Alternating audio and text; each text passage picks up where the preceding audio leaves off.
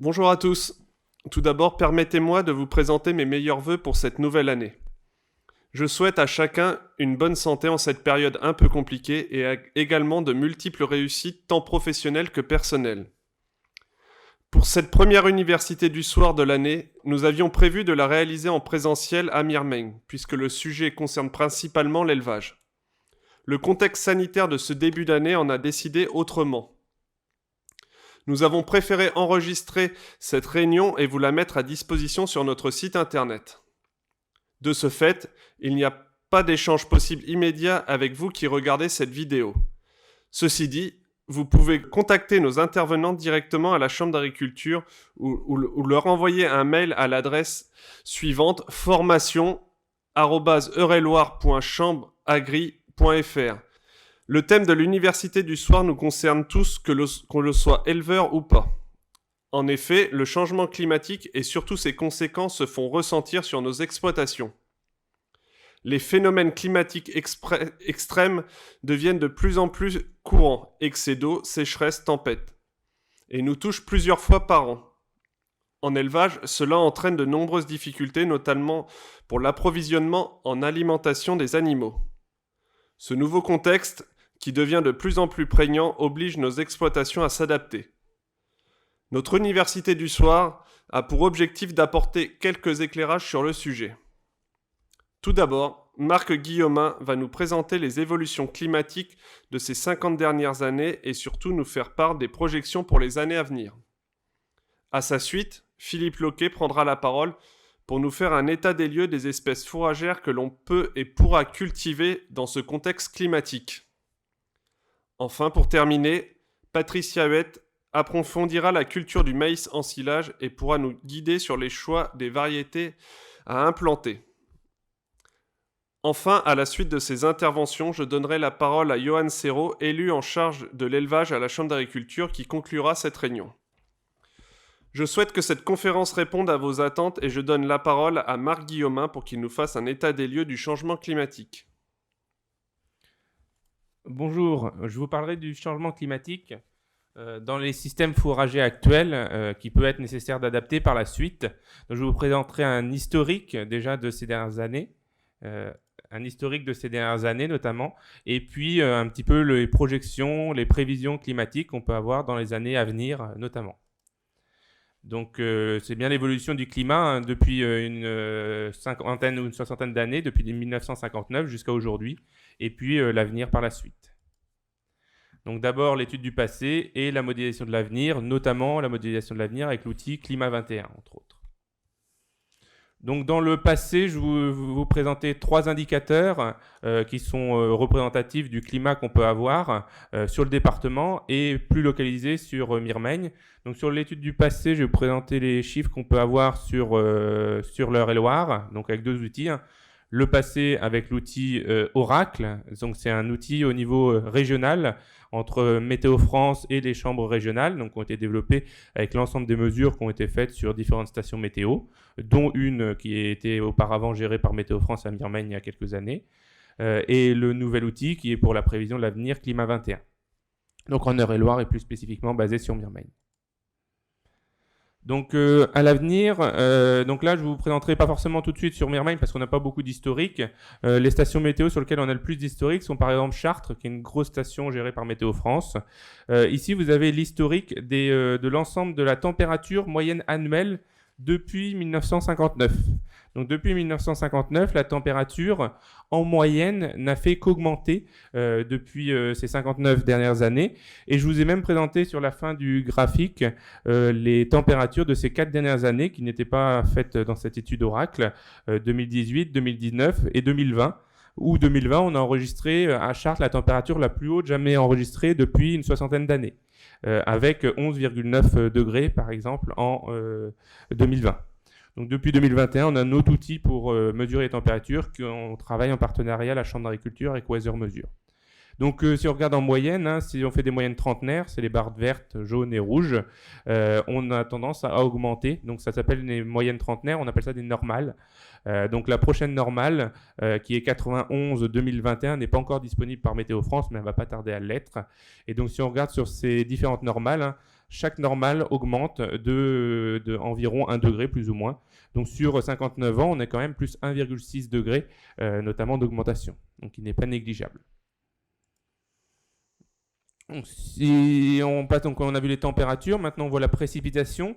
Vous avez ici deux cartes justement de ces normales. À gauche, la normale 1971-2000 et à droite, la normale 1981-2010.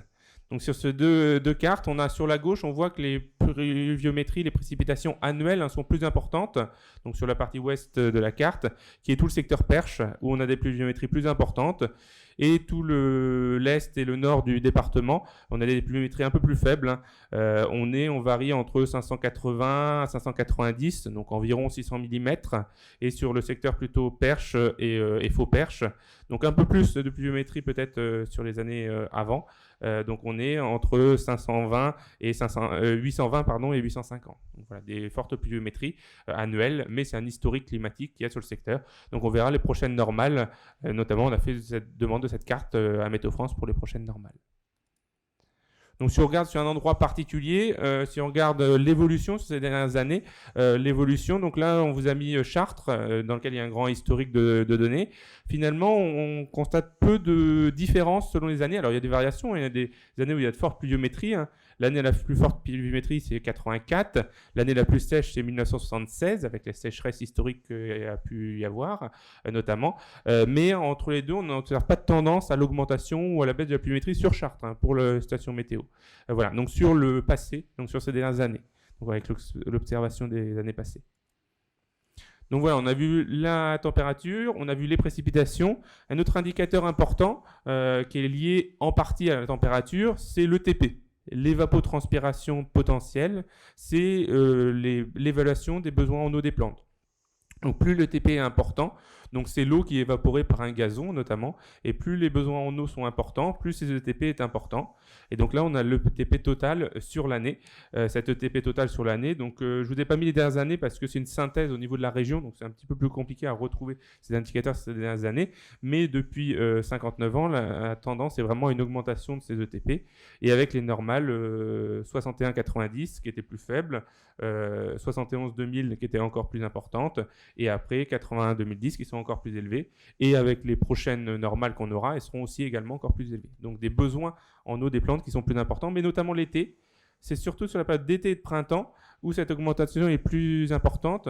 On est entre environ 7 mm sur la période d'été ou 7 mm sur la période de printemps d'évapotranspiration supplémentaire. Donc les besoins en eau des plantes sont encore plus importants, notamment l'été. Donc voilà, un point de vigilance notamment pour peut-être dans les années à venir, parce que là c'est bien le passé, mais ça présage de l'avenir qu'on peut avoir derrière. Voilà, donc voilà une cartographie de l'évapotranspiration au niveau du département. Donc l'ETP, elle est plus importante sur le sud du département, où on a des ETP qui sont environ de 800 mm par an. On a 790 au plus élevé, donc vraiment le sud. Et alors c'est pas forcément à contrario, on voit qu'il y avait plus de pluie sur l'ouest du département, le Perche, mais c'est vraiment plutôt le nord, en fait en fonction de la température, mais aussi du rayonnement. Moins il y a de rayonnement, moins il y a de soleil, moins il y a de transpiration des plantes. Donc sur le nord du département, on est plutôt à une évapotranspiration qui est de 730 mm par an, notamment. Voilà pour le passé.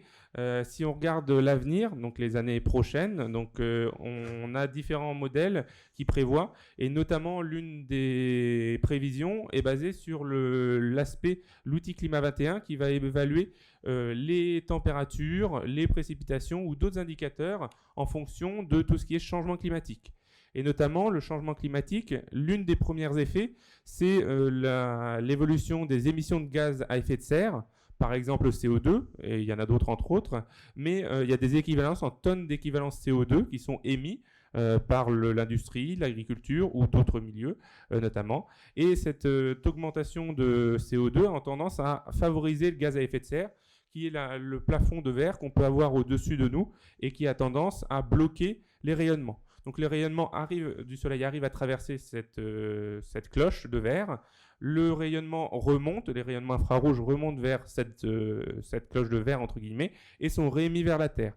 Et plus il y a de gaz à effet de serre, plus la quantité de rayonnement qui est réémis vers la Terre a tendance à augmenter, et c'est ça qui peut provoquer le changement climatique ou le réchauffement climatique, notamment. Donc c'est bien ce qui va beaucoup jouer dans ce changement climatique, c'est la concentration de gaz à effet de serre. Donc sur la gauche de ce graphique, vous avez notamment les émissions annuelles de gaz à effet de serre au niveau mondial, en équivalent par an, donc c'est des équivalents de CO2, on voit la courbe noire, c'est la tendance de ces dernières années. Donc depuis quelques années, la concentration de gaz à effet de serre, l'émission et la concentration ont tendance à augmenter.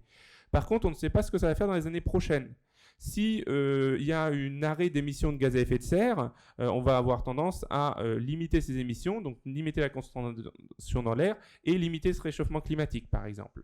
Donc ça, c'est la courbe bleue qui a un objectif d'un scénario émis par le GIEC, qui est s'il y a un arrêt complet d'émissions de gaz à effet de serre dès aujourd'hui. Donc l'impact, on va voir à terme une diminution de la quantité de gaz à effet de serre dans l'atmosphère et du coup une limitation de ce réchauffement climatique.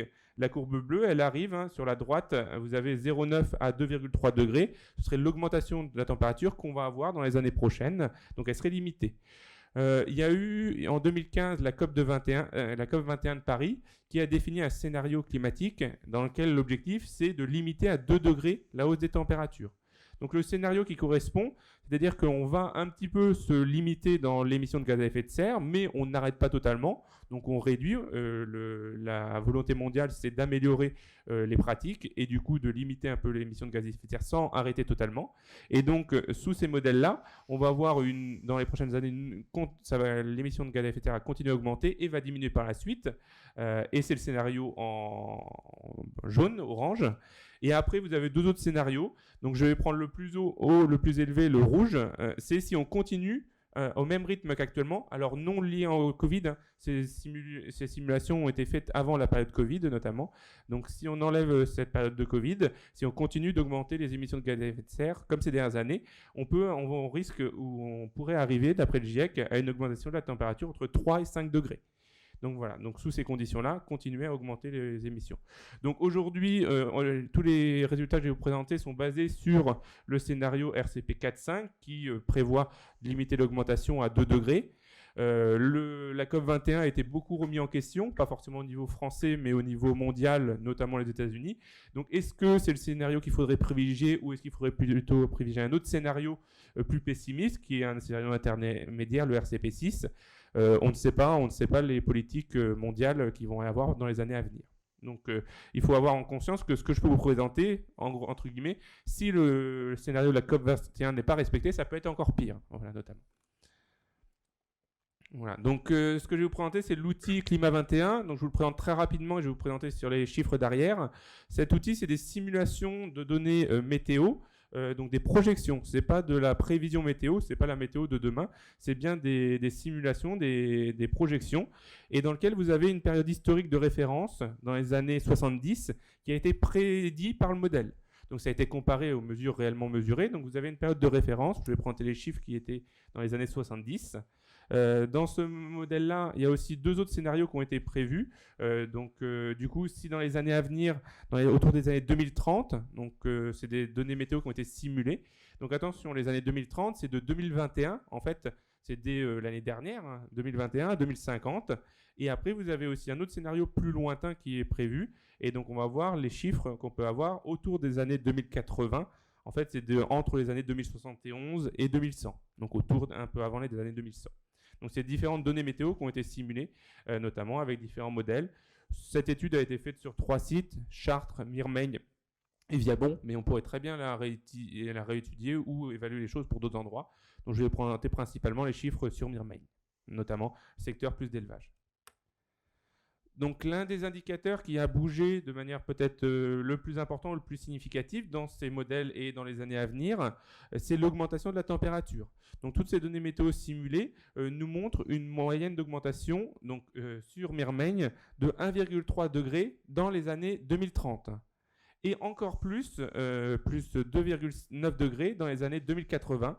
Donc en tout, on arrive à quasiment 4,5 degrés de plus dans les années 2080 par rapport aux années 1970. Et ici, vous avez sur ce graphique 30 années qui sont simulées, de l'année 1 à l'année 30. Et en bas, vous avez les années 1970, donc toutes les années qui sont simulées autour des années 70.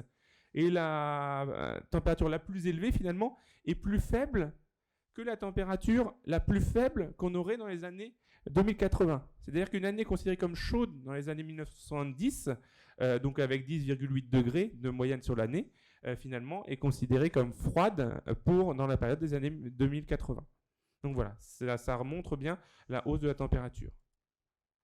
Et si on regarde plus spécifiquement, mois par mois, à quel moment les températures vont augmenter le plus, et bien concrètement, à Mirmaigne, cette augmentation de plus 2,9 degrés dans les années 80, et bien elle est là le plus marquée au moment des périodes d'été. Donc c'est le mois de juillet à septembre, on a des augmentations de plus 4 à plus 6 degrés. Sur les mois de février et mars aussi également, on a des augmentations autour de 3 degrés. Et sur les autres mois de l'année, l'augmentation est un peu plus faible. Nombre de jours de gel, donc c'est pareil, la température a tendance à augmenter, donc le gel a tendance à diminuer. On passe de 59 à 35 jours, notamment à Mirmaigne. Voilà. Donc le cumul annuel de pluie aussi, donc on a regardé la température et on a vu les pluies. Donc les pluies, on a vu le passé, donc à l'avenir, à Mirmaigne, on a tendance à avoir une baisse de la pluviométrie sur l'année. Donc on est à moins 113 mm de pluie sur l'ensemble de l'année. Et si on regarde plus spécifiquement sur quels mois ont lieu la pluviométrie, ou cette baisse de la pluviométrie, et bien finalement la baisse de la pluviométrie, on le voit là en comparant ces deux graphiques, la pluviométrie par mois dans les années 70, autour des années 1970, et la baisse de la pluviométrie autour des années 2080. C'est surtout sur les mois de juillet et août, en fait, sur les 2 mois d'été, où on avait autour de 40 mm en moyenne en 1970, et autour des années 2080, on est plutôt autour d'une dizaine de millimètres. Mais aussi, un peu avant, au mois de printemps, au mois de mai-juin, on avait aussi des pluviométries plus importantes avec des orages qu'on peut avoir au printemps, et qui auront moins lieu au mois de mai-juin, par exemple. Ça, et inversement, sur d'autres périodes, si on prend l'exemple du mois de décembre, on aurait peut-être plus de pluie sur ce mois-là. Donc voilà, donc ça peut être amené à varier, mais avec une tendance de quantité plus faible sur les mois d'été. Donc là, je vous ai parlé de la température, la pluviométrie, et concrètement, si on regarde plutôt des indicateurs, là on avait regardé des indicateurs climatiques, si on regarde des indicateurs plus spécifiques agroclimatiques, donc calculés pour vraiment en lien avec la production agricole, on peut regarder les jours échaudants, les jours chauds. Donc Patricia Huette aura l'occasion de revenir dessus sur ce type d'épisode chaud aussi également, notamment en lien avec les cultures spécifiquement. Mais si on regarde le nombre de jours chauds, là, ce qui a été fait, c'est au-delà de 25 degrés, notamment sur la période de fin juin. Et ben on constate que dans les années 1970 ou 2030, on n'en a pas en moyenne de jours chauds, ou très peu. Ça arrive quelquefois. Au maximum, on peut avoir 5-6 jours chauds par an, et au-delà de 25 degrés. Mais dans les années 2080, on est plutôt en moyenne entre 2 et 4 jours de jours chauds en fin juin, et on peut aller au maximum jusqu'à une dizaine de jours chauds au-delà de 25 degrés. Notamment. Donc ça peut avoir des conséquences sur les cultures, mais aussi sur les animaux aussi également. Donc ce qui est aussi à évaluer, c'est l'évolution sur les cultures, donc les conséquences que peut avoir ces changements, notamment cette hausse de température sur les cultures. Et donc l'un des impacts principaux sur la culture, notamment de maïs, sur le secteur de Mirmaigne, il y a une forte production de maïs fourrage. Donc à ce titre-là, l'augmentation de la température va avoir un effet d'avancer notamment les dates de franchissement des stades. Donc là, différents stades ont été simulés, donc une date de floraison ou une date de récolte fourrage à 32% de matière sèche. Et donc ces cumuls de température, ces degrés jours cumulés avec une base 6 pour le maïs, arrivent à l'horizon de 2030 ou 2080. Et ben, on a une augmentation entre les années 1970 et 2080 de 19 jours de la date de floraison. C'est-à-dire qu'en 2080, le maïs va fleurir 19 jours plus tôt en moyenne. Voilà. Et c'est des prévisions, bien sûr, ce n'est pas du garantie à 100%, mais c'est des prévisions que dans les années 1970, où la date de récolte, notamment des maïs fourrage, pourrait être avancée de 32 jours, donc quasiment d'un mois plus précoce les récoltes, notamment de maïs fourrage. Si on prend plus en détail, si on regarde en détail, dans les années 2030, l'estimation, alors c'est bien l'estimation, de la date de floraison est estimée au 14 juillet. Donc ça, c'est en moyenne, une année sur deux. Et finalement, cette date du 14 juillet, si on regarde dans les années 70, en fait, la floraison au 14 juillet ou au 15 juillet, ça arrivait de temps en temps. Et en moyenne, sur ces modèles simulés, ça arrivait une année sur 10. Donc c'est exceptionnel, en fait, d'avoir des floraisons autour du 14 juillet. En 2030, ça devrait être normal. Voilà. Si on regarde en 2080, la date de floraison estimée, on est au 5 juillet, donc en moyenne. Et on regardait si ça arrivait ou non dans les années 70, et bien finalement, ça arrivait au 5 juillet, ça arrivait une année sur 30. Donc c'était très, très, très, très exceptionnel. Voilà. Et la date de récolte, c'est pareil. Si on regarde la date de récolte, je vais regarder directement en 2080. On est à 32% de matière sèche, on est au 7 août, une estimation de date de récolte dans les années 2080. Ben ça n'arrivait jamais, par exemple, d'avoir une récolte au 7 août dans les années 1970. Voilà, d'après les données de ce modèle, bien sûr. Voilà, donc si on veut conclure sur globalement ces changements qu'il peut y avoir dans les années prochaines, bah, le premier, le plus significatif, mais le plus connu et qui n'est pas négligeable et qui a des conséquences sur beaucoup de choses, c'est la hausse de la température, qui était dans les années passées, qu'on a vu avec l'outil Oracle, ou dans les années à venir avec l'outil Climat 21. Le nombre de jours de gel va avoir tendance à diminuer en lien. Le stade des cultures, bah, on l'a vu sur l'exemple du maïs, a tendance à avancer, notamment. Les jours échaudants vont avoir tendance à augmenter, on va avoir plus de jours chauds qui peuvent avoir des conséquences sur les cultures, mais aussi sur d'autres choses. Et si on regarde d'un point de vue pluviométrie, la pluviométrie annuelle, elle a tendance soit à se stagner sur les dernières années, on ne voyait pas de progression ou de baisse sur ces dernières années comme on avait pu le voir à Chartres, ou à l'avenir peut-être à baisser, mais surtout sur des périodes différentes, donc moins de pluie par exemple le printemps ou l'été. Et le TP, qui estime le besoin en eau des plantes, va avoir tendance à augmenter, notamment en lien avec la hausse des températures. Voilà un petit peu ce qu'on peut en dire sur le changement notamment climatique en lien avec les systèmes fourragers qu'on peut avoir notamment sur le secteur du Perche autour de Mirmeil. Merci Marc pour ton intervention très intéressante et très complète.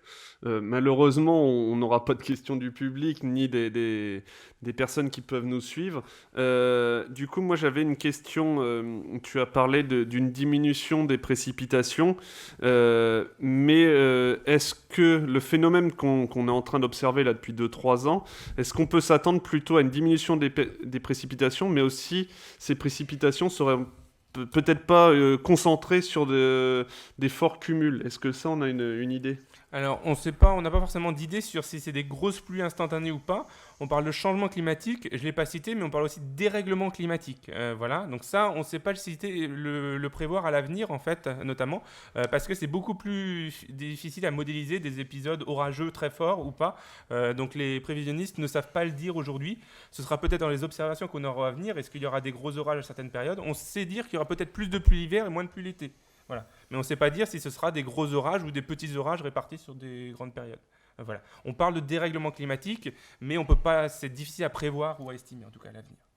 Oui, et tu as parlé de la floraison du maïs qui sera avancée au 5 juillet. Donc, ce qu'on peut anticiper aussi, c'est que si le réchauffement climatique continue dans ce sens, on aura sûrement des implantations de maïs beaucoup plus précoces que qu'on peut connaître actuellement. Ça peut. Alors là, ce que je voulais prendre, c'est bien à indicateur constant. C'est-à-dire que je voulais présenter des chiffres à une date de semis constante. C'est-à-dire si on sème toujours à la même date, et ben du coup, les maïs vont avoir tendance à pousser plus vite. Mais c'est sûr qu'il va y avoir, ou il devrait y avoir, ce qui se paraît logique, aussi bien des adaptations en date de semis qui peuvent permettre de semer plus tôt, ou des adaptations des agriculteurs, éventuellement en changeant éventuellement les variétés ou pas, après à voir en fonction des productivités, des capacités. Mais peut-être que c'est pas nécessaire, hein, voilà. Mais à voir en fonction. Merci Marc pour toutes ces précisions. Pour poursuivre, je vais laisser la parole à Monsieur Philippe Loquet qui va nous présenter les cultures fourragères dans le contexte que nous a présenté Marc. Donc les espèces fourragères les plus adaptées au changement climatique. Donc tout d'abord un focus sur les espèces prairiales. Donc on va d'abord s'intéresser donc à la pousse de l'herbe, donc au fil des mois. Donc en vert vous est présenté la courbe actuelle de croissance de l'herbe. On voit que le démarrage de végétation se fait donc fin mars avec un pic de croissance de l'herbe sur le mois de mai. Donc avec la météo beaucoup plus clémente sur l'hiver, donc on aura une avancée de la reprise de végétation dès le mois de mars, dès le début mars, avec un pic de production de l'herbe, non plus cette fois-ci en mai, mais à partir de mi-avril, pour ensuite donc une décroissance de l'herbe sur le mois de juin. Et donc à partir du mois de juin, on aura sur les mois de juillet, août et septembre donc on aura donc sur le mois de juillet, août et septembre donc une pousse de l'herbe timide, voire inexistante, et qui ne reprendra non plus en septembre, mais à partir de mi-octobre, pour ensuite perdurer dans le temps sur un rythme d'une quarantaine de kilos de matière sèche sur le mois de novembre et même déborder sur le mois de décembre. Donc lorsqu'on regarde ce profil de courbe avec cette avancée sur la fin d'hiver, la question qu'on peut se poser, est-ce qu'on sera encore capable d'aller chercher l'herbe donc au moment de la pousse avec cette limite de la portance et puis comme on l'a vu tout à l'heure donc dans la présentation de Marc, c'est qu'on voit sur les mois de novembre et décembre théoriquement donc on aura plus de précipitations dans le temps. Et donc, est-ce qu'on aura des fenêtres météo suffisamment longues pour pouvoir récolter de l'herbe avec suffisamment de matière sèche?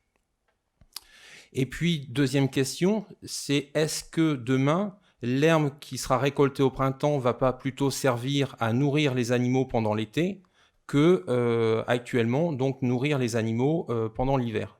Donc, est-ce que finalement le contexte 2020 va pas se répéter dans le temps est la question. Donc, quelles espèces fourragères donc implantées? Donc, question préalable, quel est le mode d'exploitation qu'on privilégie? Est-ce que c'est le pâturage? Est-ce que c'est une alternance de fauche et de pâture? Ou est-ce que c'est avant tout pour faire que de la fauche? Et puis, quels sont les types de sols sur lesquels on va implanter donc la prairie? Est-ce que ce sont des sols qui sont humides l'hiver et séchants l'été? Est-ce qu'ils sont humides l'hiver et frais l'été? Ou est-ce qu'au contraire, on est dans des conditions plus favorables, sain l'hiver et séchant l'été, ou sain l'hiver et frais l'été? Donc je vous ai bâti donc un tableau récapitulatif où donc j'ai classifié et répertorié donc les espèces en fonction du type de sol et du mode d'exploitation. Alors, lorsqu'on est sur des situations peu favorables, humides l'hiver et séchant l'été, on n'a qu'une espèce qui tire son épingle du jeu, la fétuque élevée. Si on est sur des sols humides l'hiver et frais l'été, alors cette fois-ci, on a plus de possibilités. On a le régras hybride, le régras anglais intermédiaire, la fétuque des prés. Dans le cas où on a une alternance de fauche et pâturage, dans le souci de donner de la précocité à la prairie, je vous incite à rajouter aussi de la fétuque élevée. Et puis, lorsqu'on veut récolter donc des fourrages que par voie fauche et qu'on veut des fourrages assez riches donc en valeur azotée, associer donc le trèfle violet. En revanche, lorsqu'on est sur des sols sains mais pour autant séchants l'été, dactyle et fétuque sont les deux espèces qui sortent gagnantes. Pour si on a des situations où on veut donc avant tout récolter de la matière azotée, il faut donc privilégier l'implantation de luzerne. Voilà. Donc le grand perdant, c'est le régras anglais tardif. Donc avec cette avancée donc, du départ de végétation, cette avancée dans le temps du pic de production de l'herbe, disons que le régras anglais tardif vient après la bataille. Voilà, donc les conditions seront trop séchantes lorsqu'il va commencer à démarrer. Donc c'est un fourrage qui, dans des conditions stressantes, ne donnera jamais beaucoup de biomasse. Donc si on résume les fourragères qui sont dans le tempo du changement climatique, donc pour des implantations dites de courte durée, de 2 à 3 ans, privilégier donc le régras anglais, le régras hybride, donc qui est le croisement entre un régras anglais et un régras d'Italie. Donc il a l'avantage de s'installer rapidement, il est souple d'exploitation. Si on veut donc pérenniser donc les prairies, donc privilégier donc la fétuque élevée qui démarre tôt, qui est productive au printemps, productive à l'automne, qui résiste très bien à la chaleur et aux excès d'eau. Si on est sur des situations de sol très séchants, privilégier le dactyle, qui a une pérennité de 4 à 8 ans. En revanche, donc, si on veut avant tout récolter donc, des fourrages riches en matière azotée, privilégier donc la luzerne pour des implantations de 3 à 4 ans. Donc qui poussent très bien en été et qui sont très riches en protéines. Donc justement, faisons un zoom sur la luzerne. Donc tout à l'heure, je disais que le grand perdant, c'était le raiggras anglais tardif. La grande gagnante, c'est la luzerne. C'est un gisement d'azote pour les animaux. Donc c'est l'espèce qui produit le plus de matière azotée à l'hectare, l'équivalent de 2,5 tonnes, alors que dans le même temps, un hectare de lupin en moyenne produit 1,2 tonne, un hectare de févrole 1 tonne, un hectare de pois 1 tonne. Et si on avait le bâtonnet donc, pour la graine de soja, on aurait donc pour un rendement donc, de 35 quintaux, on aurait l'équivalent pour 35 à 40 quintaux, on aurait l'équivalent d'1,5 tonne de protéines produites à l'hectare. Donc voilà, donc, c'est la plante la plus productive au niveau matière azotée. Alors surtout dans un contexte de conjoncture où on connaît le prix des matières premières azotées, c'est une plante à privilégier donc dans l'assolement et implanter donc à retenir dans la surface fourragère. En plus, pour des gens qui ont un système d'affouragement en verre, elle a l'intérêt de prendre le relais à la pousse du raiggras, parce que 50% de sa production annuelle de la luzerne est réalisée donc pendant la période estivale.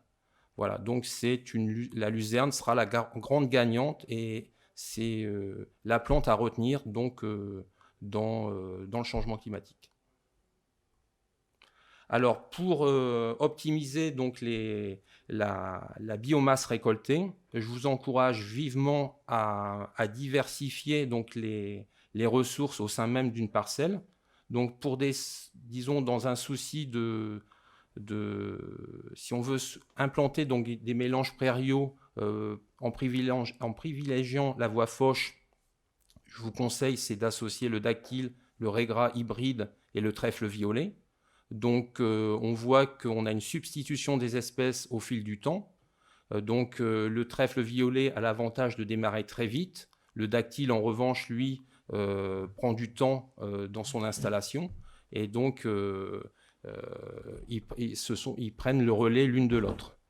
Si on a la chance d'avoir des luzernes, disons des sols plus riches et plus profonds, bien pourvus au niveau calcaire, donc privilégier donc la luzerne, donc des associations luzerne, trèfle violet, dactyle. Si on est plus donc sur la recherche de prairies productives pour des voies pâturage, donc dactyle, raiggras anglais, trèfle violet. Donc sachant que le trèfle violet lui s'implante très vite, mais sa pérennité elle est faible. En revanche, le trèfle blanc demande du temps à s'implanter et donc le trèfle blanc prend le relais du trèfle violet dans le temps. Alors, donc on a vu que pour adapter ces prairies semées au changement climatique, donc il faut choisir de façon fine donc les espèces adaptées donc au sol, diversifier ces espèces au sein de la prairie, mais aussi, et si possible, de diversifier les variétés pour une même espèce. Parce qu'en diversifiant les variétés, disons qu'on prend moins de risques et on a toujours des variétés qui résistent mieux au stress thermique ou hydrique que d'autres. Mais après, il faut aussi savoir que les prairies sont le résultat donc, de la flore que l'on implante, du climat qui est passé, donc l'histoire du passé sur la prairie, mais aussi des pratiques. Donc le tout, c'est d'adapter les pratiques culturales au changement climatique.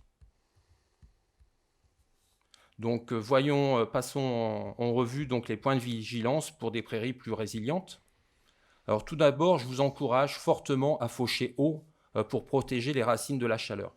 Alors pour illustrer mes propos, j'ai repris donc un essai réalisé par la Chambre d'agriculture du Lot sur l'été 2020. Donc ils ont mesuré la température du sol. Donc il y a des thermomètres qui ont été mis à 2 cm de profondeur du sol sous 3 biomasses. Donc une prairie coupée à ras, donc à 2 cm, pour simuler donc un surpâturage.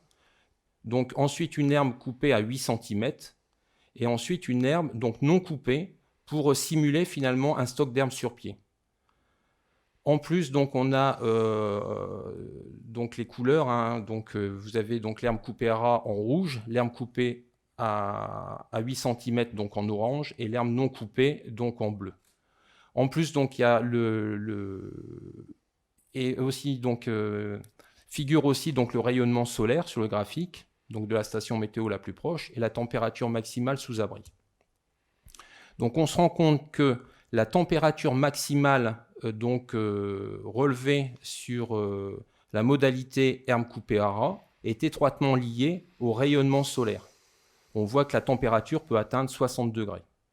En revanche, dès qu'on a 8 cm de hauteur d'herbe, donc cette température n'est plus de 60 degrés, mais de 50 degrés.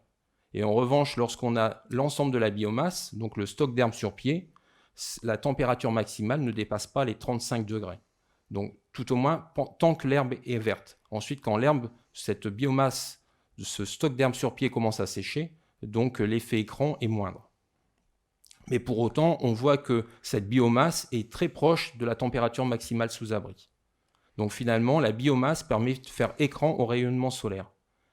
Par ailleurs, donc, on voit, donc, pour un peu imager le stress dans lequel on met les racines des herbacées lorsque la prairie est malmenée, sur l'ordonnée de droite est mesuré donc le rayonnement global journalier en kilowatts par mètre carré.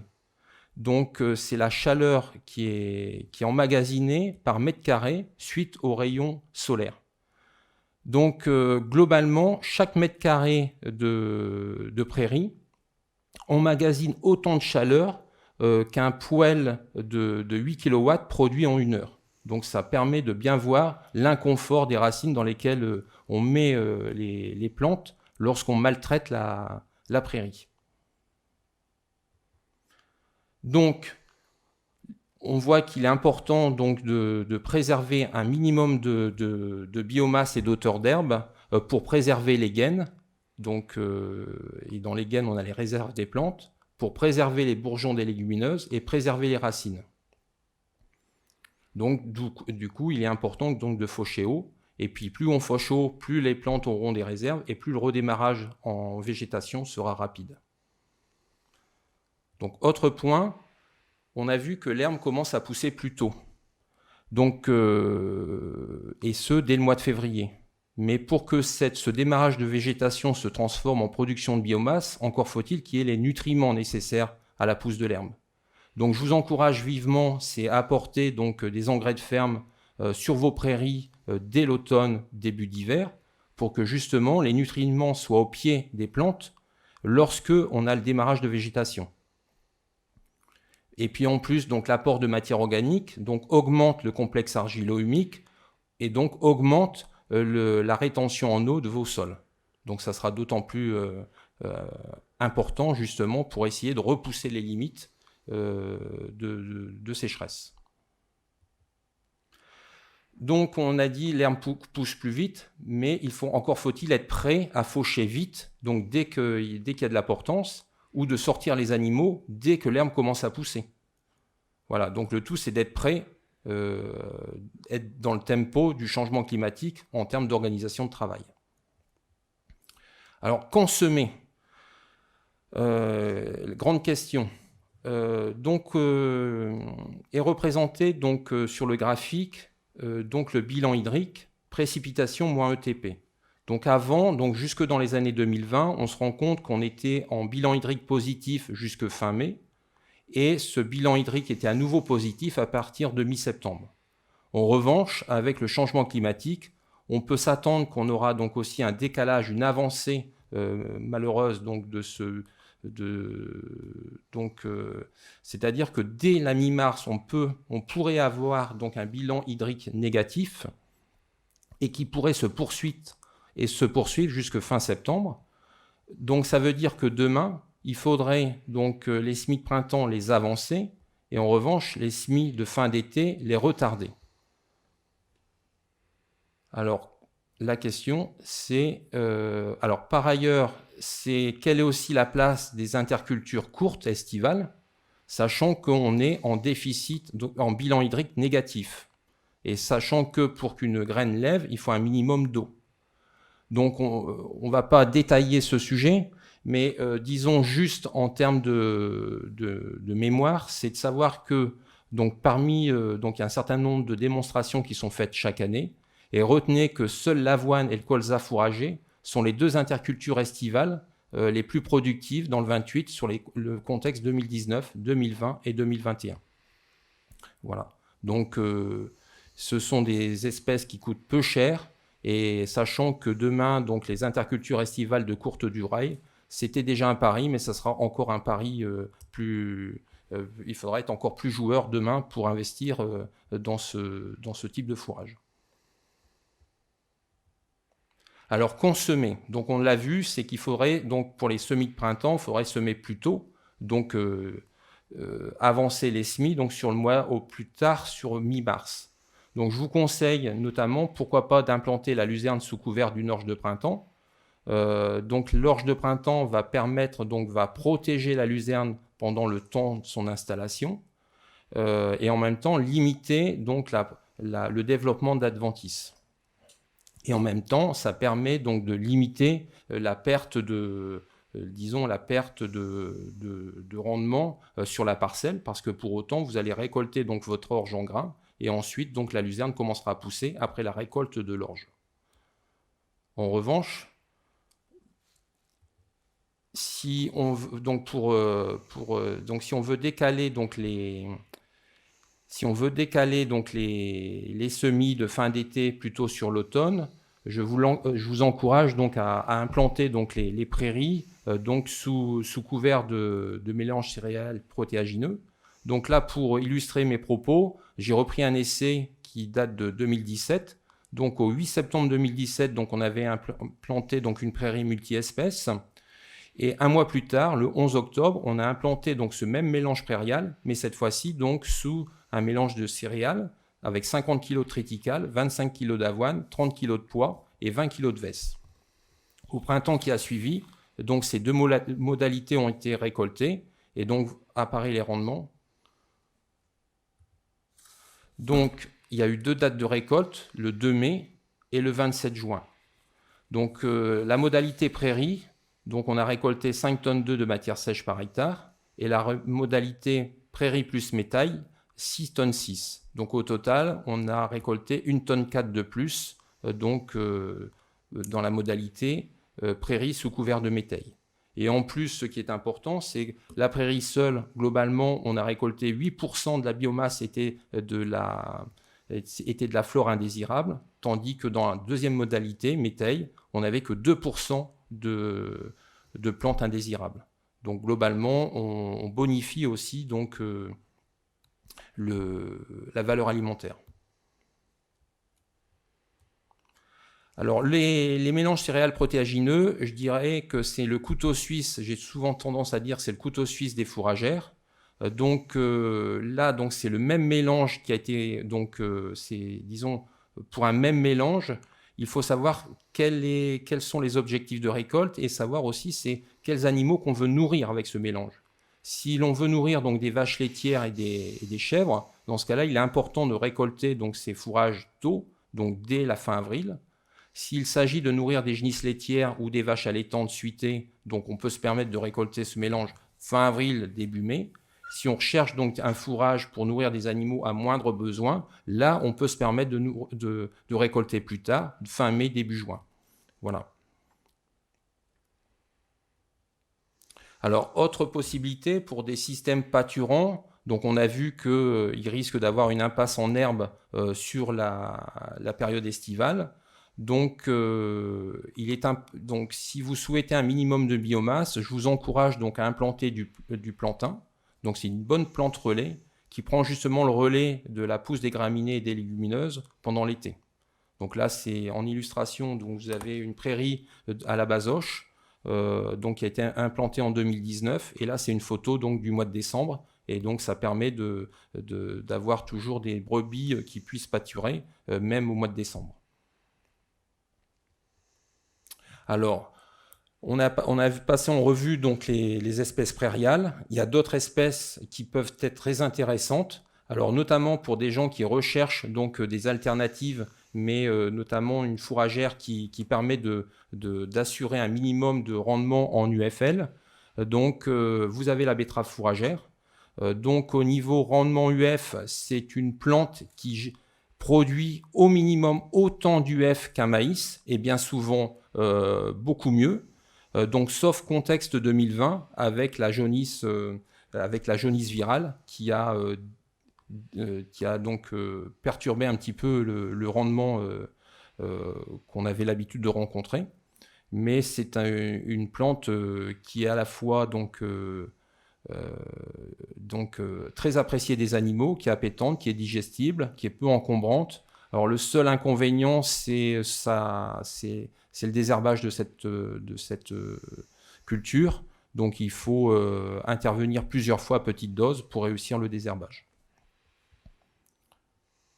Alors une plante qui s'inscrit aussi dans le changement climatique, c'est le sorgho. Donc il faut savoir actuellement, donc, au niveau de la région centre, donc, en 2021, il y a 21 000 hectares qui étaient produits de sorgho sur la région centre. Donc c'est surtout la majorité, la quasi-totalité même des surfaces de sorgho sont cultivées Sud-Loire. Mais toutefois, avec le changement climatique, on va améliorer donc les conditions d'implantation du sorgho, parce que c'est une plante qui aime la chaleur. Son zéro végétatif est à 10 degrés, alors que le maïs, c'est à 6 degrés. C'est une plante qui a un cycle beaucoup plus long que le maïs, au minimum 150 à 160 jours. Donc c'est 30 à 40 jours de plus que le maïs.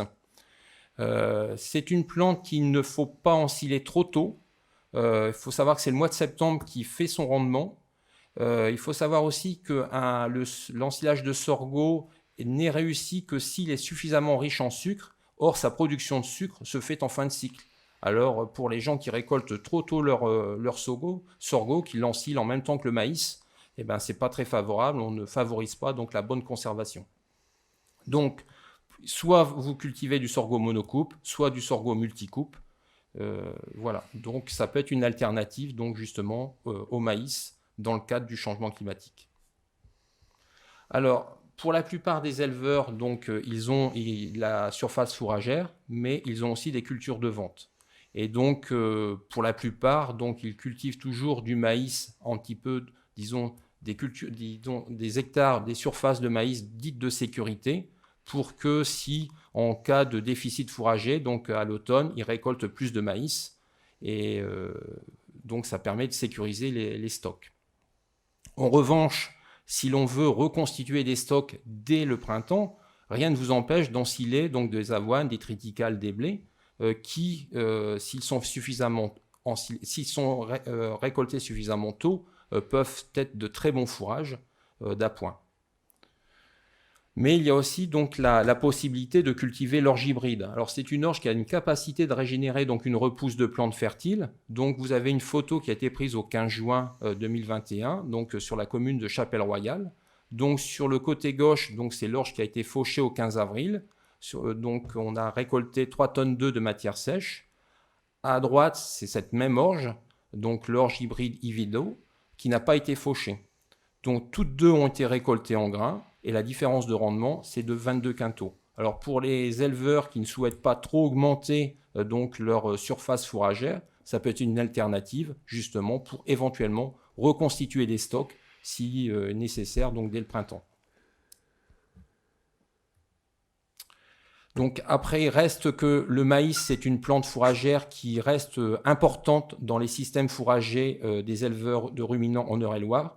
Globalement, le maïs fourrager représente 50% du bol alimentaire en système bovin-lait, 20 à 25% du bol alimentaire en système bovin allaitant naisseur-engraisseur. Donc, quels sont les défis du maïs fourrage par rapport au changement climatique? Eh ben, je laisse la parole à ma collègue Patricia. Merci Philippe pour toutes ces précisions et cette intervention qui était très très complète. Il y a une question qui me vient à l'esprit. Vous avez parlé de betteraves, de sorgho, d'orge hybride et entre autres de luzerne de fétuque élevé, mais est-ce qu'il y a de la recherche sur d'autres potentielles espèces qui anticiperaient ce réchauffement climatique? On n'a pas une espèce qui sortirait, je sais pas, une nouvelle espèce qui pourraient exister dans les années à venir et qui pourraient être implantés Alors actuellement, disons qu'aujourd'hui, il y a des observations qui sont faites sur la sylphie. Donc il y a l'intérêt d'être une plante vivace qui pourrait générer autant de biomasse que le maïs, qui a l'intérêt d'être comme dit vivace, donc pluriannuel, donc pas besoin de la ressemer chaque année. Toutefois aujourd'hui, c'est qu'au stade de recherche. Aujourd'hui, on ne se connaît pas trop, on ne maîtrise pas trop déjà sa culture. Son implantation reste malgré tout assez onéreuse. Au minimum, si elle est semée, c'est 1 500 € de l'hectare. Si elle est plantée, c'est 3 000 € d'investissement par hectare. Donc aujourd'hui, c'est plutôt en phase d'observation. Et puis en termes de valeur alimentaire, il y a un peu de tout en termes de bibliographie. D'accord, merci pour toutes ces précisions et comme vous l'avez dit à la fin de votre intervention, on va laisser la parole à Patricia Huette qui va nous parler du maïs en silage. Bonjour à tous, c'est un diaporama qu'on a co-construit avec Marc Guillaumin et Philippe Loquet pour reprendre cette thématique du maïs en silage. Comme l'a dit Philippe, le maïs en silage est essentiel actuellement pour les éleveurs en termes d'alimentation pour les troupeaux.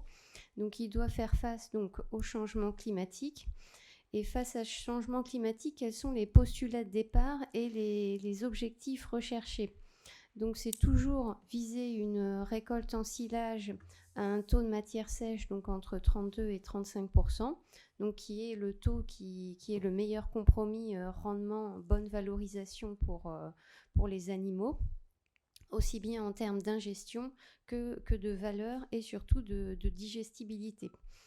Également l'objectif recherché pour continuer à avoir un maïs de qualité et aussi en quantité, c'est essayer au maximum d'esquiver ce stress hydrique et ce stress thermique. On l'aura compris au travers des interventions de Marc Guillaumin et puis de Philippe à l'instant, que toute cette période d'e-feuille jusqu'à la récolte va être de plus en plus tendue en termes de quantité d'eau et également en termes de température. Qu'est-ce qu'on va essayer de faire pour s'adapter? Quelques éléments de contexte et de réflexion pour s'adapter et continuer à produire le maïs qui est essentiel pour les éleveurs. En termes d'éléments de réflexion, un premier graphique. On ne développera pas les graphiques, vous les avez à disposition, mais ce sont un graphique où on a repris les températures observées ces 10 dernières années sur le secteur de Mirmeng et on a sommé ces températures à partir du 15 avril en base 6 et on a regardé pour différents indices si le maïs pouvait être récolté à 32% de matière sèche. On s'est mis entre deux indices différents. Tout d'abord l'indice 270, qui est matérialisé par les traits pointillés, et des traits pointillés plus serrés, un indice 300, où il faut atteindre 1600 degrés base 6 pour qu'il soit récolté à 32% de matière sèche. Que nous montre ce graphique, c'est que l'ensemble de ces courbes atteignent cet objectif de 1600 degrés pour avoir ma récolte à teneur en matière sèche optimale aux alentours du 25 septembre. C'est faisable si je sème au 15 avril. Si je refais le même exercice avec un semis du 25 avril, globalement sur les 10 dernières années, une seule, je ne récolte pas mon indice 300 et ma normale n'est pas aussi récoltée avant le 1er octobre. On s'est donné avec les collègues le repère 1er octobre puisqu'on sait qu'après, les conditions météo peuvent être plus incertaines et on peut aussi abîmer ces sols, avoir aussi des conditions de récolte plus terreuses et moins optimales pour la qualité du fourrage. Donc, globalement, avec le climat actuel des 10 dernières années, je peux semer un maïs entre un indice 270-300 pour un semis du 15 avril. Ensuite, on l'a vu que les températures allaient quand même nous poser problème. On a remis ici, en fait, sous forme de tableau, les enseignements donc, que vous a présenté Marc Guillaumin tout à l'heure. Donc on se base sur le climat des 10 dernières années pour savoir ce qu'il faut faire. Globalement, donc, on vous a représenté donc, les différentes années, donc ici en tête de colonne, et ici les différents mois. Et donc le graphique se lie à un écart à la température médiane, on va dire que c'est la température moyenne observée ces 10 dernières années. Globalement, quand on vous a mis un point bleu dans le tableau, c'est que ma température est un peu plus fraîche, et quand c'est un point rouge, donc ma température est plus élevée. Et blanc, on va dire qu'on est aux alentours de ma température moyenne des 10 dernières années. On voit que sur le mois d'avril-mai, globalement, on est sur un climat qui reste comme ce qu'on connaît jusqu'ici, mais on voit que le thermostat donc, du radiateur climat commence à s'accélérer vraiment au mois de juin, juillet, août, où là, les besoins, le stress potentiel pour le maïs est le plus important. Et globalement, on voit que sur les 5 années sur 10, par rapport si je regarde dans le rétroviseur des 10 dernières années, on est dans des conditions stressantes pour le maïs entre juin et août. D'où l'idée qu'il va falloir qu'on s'adapte en termes de date de semis pour essayer d'esquiver au maximum ces températures qui peuvent être préjudiciables pour mon maïs. Parce que qui dit température plus élevée, dit derrière aussi besoin en eau plus élevé. Justement, si on fait la transition avec l'augmentation des températures m'occasionne des besoins en eau plus importants pour ma culture de maïs, mais est-ce qu'il tombe ou pas plus d'eau dans la période où j'en ai vraiment besoin entre juin et août? Toujours le même type de représentation. Cette fois-ci, on a mis dans notre tableau avec les collègues les quantités d'eau qui sont tombées donc à Mirmaigne. Quand c'est en rouge, c'est qu'on est en déficit hydrique par rapport au cumul moyen du secteur. Et quand on est donc en vert, on est supérieur. Et en blanc, on va dire qu'on est au niveau de la moyenne. Donc, qu'est-ce qu'on s'aperçoit? On s'aperçoit donc que sur avril, on a un peu moins, on est toujours dans des niveaux de pluie normales.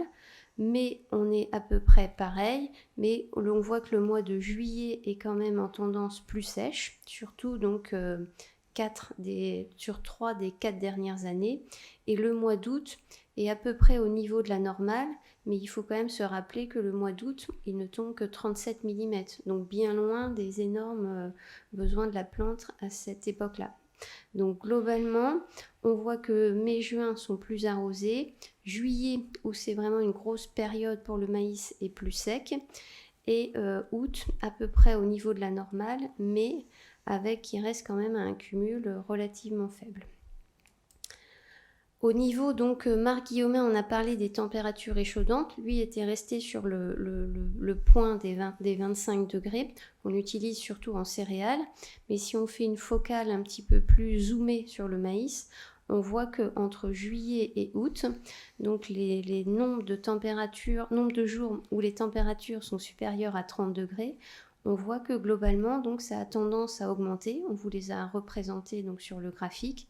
Et donc, sur les 10 dernières années, on a quand même 5 années sur les 10 où on a des températures échaudantes pour le maïs qui sont présentes sur le territoire de Mirmaigne. Donc, à avoir en tête en termes de conditions où j'essaie de m'améliorer pour mon maïs. Si cette fois-ci, donc, on a regardé un par un donc les éléments pluie et température, et là, si on additionne ces deux éléments, c'est-à-dire que est-ce que mes quantités d'eau sont supérieures ou pas pour compenser donc mon évaporation supplémentaire, on voit que non. En fait, c'est un peu l'objet donc de ce qu'on vous a encadré dans les différents tableaux. Ici, donc, comme je suis en période de canicule, 5 années sur 10, donc, puisque je suis en canicule, j'évapore plus d'eau par le maïs, mais néanmoins, cette évaporation liée au surcroît de température n'est pas compensée par des pluies supplémentaires. Donc, on voit que les maïs donc, sont plus stressés. Donc, une année sur 2, mon maïs, quand même, est en conditions difficiles et peut être pénalisé aussi bien au niveau rendement que qualité récoltée. Donc, qu'est-ce qu'il faut faire? Comme de la même manière que Philippe Loquet vous l'a montré tout à l'heure pour les autres fourragères, c'est peut-être donc, et comme l'a dit aussi Thibaut donc, dans sa question, qui permet une bonne transition, c'est de se dire, je vais peut-être aussi commencer à avancer mes dates de semis. On va dire qu'usuellement, donc on semait plutôt nos maïs en silage sur fin avril, bien que depuis quelques années, ça a commencé à avancer. Mais on peut se dire qu'on peut continuer à avancer. Alors pourquoi on peut continuer à avancer? C'est parce qu'on a aussi des meilleures conditions de ressuyage. C'est ce qu'on a voulu vous montrer à travers ce tableau. Donc ici, on vous a mis les pluies qu'on a enregistrées sur mars et on a aussi coupé, saucissonné en deux le mois d'avril. Et globalement, on voit que ce qui nous pose aussi problème parfois pour faire porter de l'azote, c'est que le mois de mars est quand même plus sec qu'à l'accoutumée. C'est ce qui est représenté ici dans mes cases rouges ou au niveau de la normale. Donc qui dit mois de mars plus sec, qui dit que les sols sont en train de se ressuyer. Également, donc comme ils sont en train de se ressuyer, on va pouvoir y aller plus tôt, même dans nos limons du Perche, et on voit que la première quinzaine d'avril suit aussi cette tendance, bien qu'il n'y ait pas de cases rouges, elles sont au niveau de la normale, donc ce qui va nous permettre de gagner quelques jours pour après que mon maïs ne soit moins concomitant avec toute cette phase qui est très, très chaude et très sec sur juillet-août. Donc je commence à avancer mes dates de semis. Philippe a commencé à vous le montrer aussi tout à l'heure. C'est donc par rapport à, j'essaie de regarder qu'est-ce que je fais en dérobé. Ici, on vous a mis avec Philippe et Marc un bilan hydrique pour une culture de blé, pour un petit peu vous imager ce que consomme donc une culture dérobée avant maïs. Donc, comment se dit ce graphique? On est sur un bilan hydrique. Ici, ma réserve utile est pleine. Il y a 150 mm d'eau dans le sol. Donc, jusque fin mars, mon sol est toujours plein d'eau puisque ma dérobée a peu poussé ou les pluies qui sont tombées continuent à me maintenir ma réserve hydrique du sol complète. Mais plus ma dérobée va commencer à pousser, plus elle va aussi me consommer mon eau du sol. Et on estime qu'à peu près pour un blé qui peut représenter, on imagine dans notre tête, un régras en dérobé, donc 3-4 tonnes de matière sèche m'ont consommé la moitié de ma réserve utile du sol. Et on a vu que cette réserve utile du sol, elle ne pourra pas se recharger derrière en mai, juin, juillet, puisqu'il commence à tomber moins d'eau. Donc qui dit réserve utile du sol pénalisée, dit derrière moins d'eau disponible pour mon futur maïs. Donc on peut avoir des soucis pour une alimentation hydrique optimale de mon maïs. Donc notre conseil, c'est d'essayer de ne pas détruire trop tard donc cette dérobée pour ne pas hypothéquer donc le rendement du maïs suivant. Donc si on se résume tous ces éléments climatiques qui ont commencé à nous élaborer quelques pistes de réflexion dans notre terre, donc globalement le constat qu'on a, c'est que, on l'aura compris au travers de nos 3 présentations, les températures donc augmentent en juin, juillet, août. On l'a donc vu et ça c'est déjà visible ces 10 dernières années. Donc qui dit augmentation des températures, c'est de l'augmentation de l'évapotranspiration des plantes. Donc il fait plus chaud, aussi bien l'eau dans le sol que l'eau qui est contenue dans les plantes augmente. Donc qui dit augmentation de l'ETP dit augmentation des besoins en eau. Et ces besoins en eau supplémentaires ne sont pas compensés par des pluies plus importantes pendant cette période critique. Donc il va falloir trouver donc, des esquives pour travailler donc, à volume constant, voire plus réduit.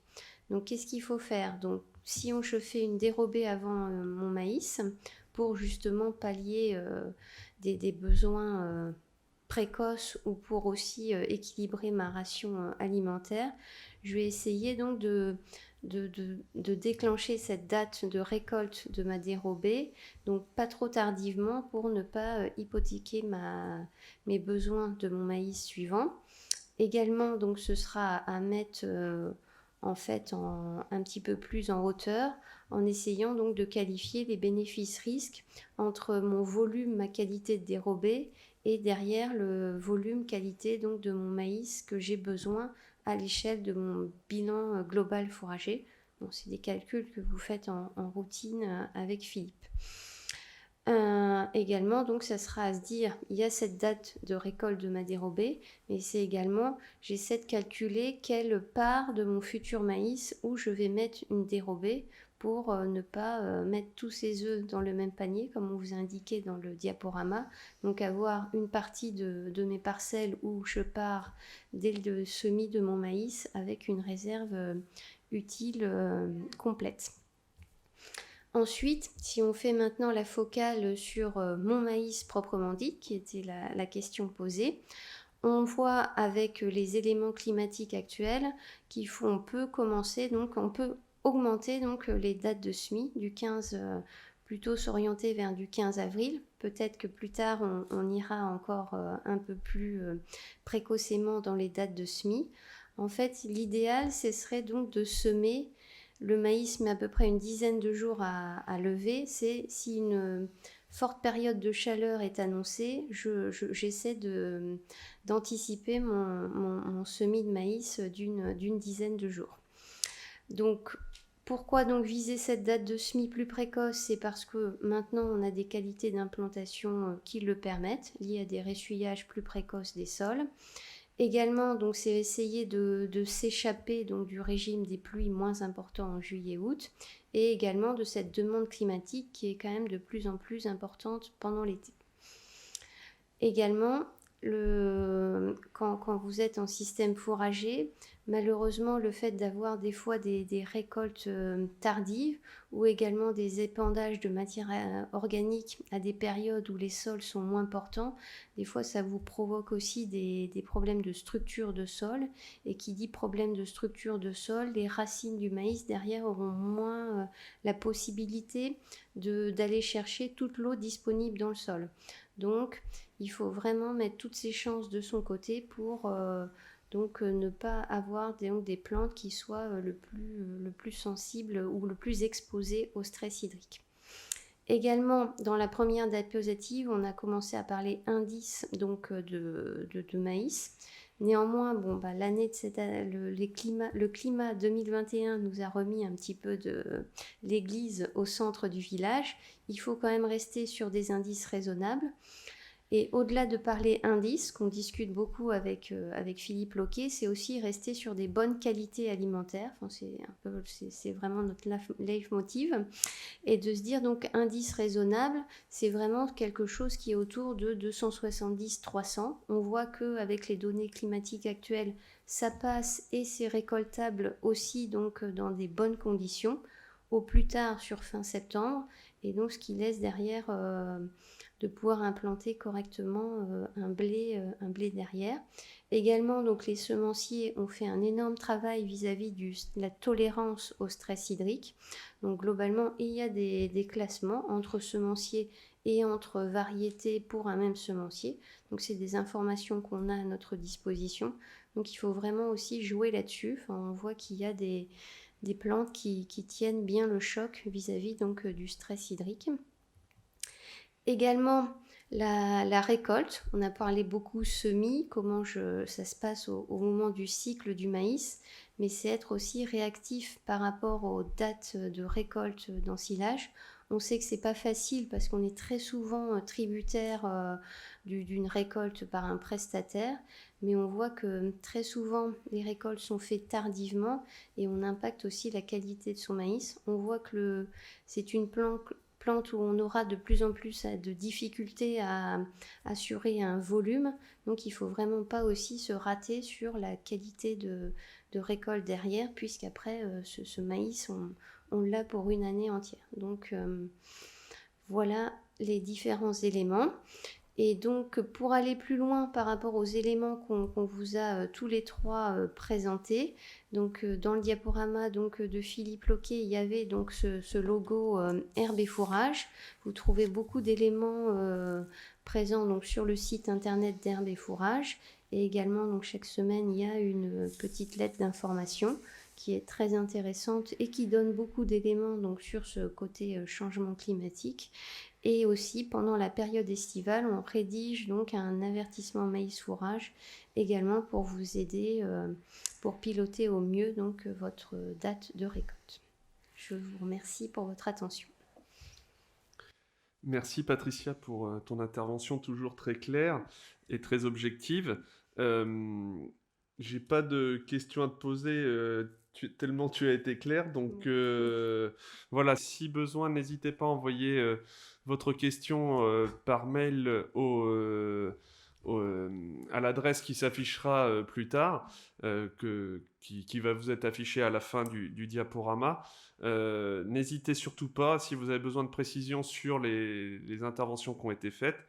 Et avant de laisser la parole à Johan qui va conclure donc cette université du soir, je voulais remercier nos intervenants, que ce soit Marc, Philippe ou Patricia, pour le temps qu'ils ont pu accorder à la préparation de cette université du soir et aux exposés qu'ils ont pu présenter qui ont été vraiment très clairs.